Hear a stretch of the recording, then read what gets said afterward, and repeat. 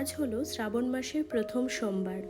আমরা সবাই জানি শ্রাবণ মাস হলো দেবাদিদেব মহাদেবের সবচেয়ে প্রিয় মাস। বলা হয় এই পুরো মাস জুড়েই যেন মহাদেবের বিশেষ কৃপা আর আশীর্বাদ আমাদের চারপাশে বিরাজ করে।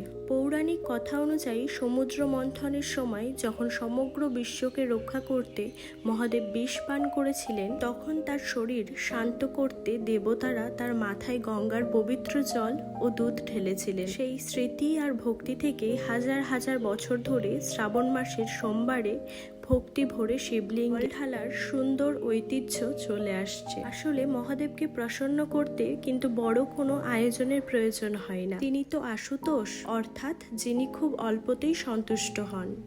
ভক্তের থেকে দেওয়া একটা বেলপাতা, একটু জল আর মনের বিশ্বাস, আসলে বিশ্বাসটাই সব। বিশ্বাস করা হয় এই দিনে মন থেকে যা চাওয়া যায় তাই পূরণ হয়।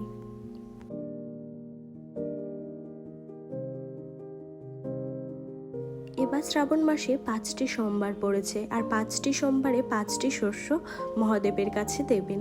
প্রথম সোমবারে আতপ চাল দেওয়ার ছিল, তো সেটাই আমি দিয়ে নিয়েছি। আর এদিকে তো আমার গোপালও আছে, তাকেও আমি সুন্দরভাবে সাজিয়ে গুছিয়ে নিয়েছি।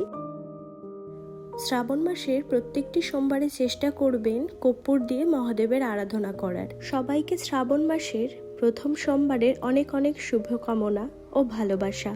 হর হর মহাদেব। সবাই ভালো থাকবেন।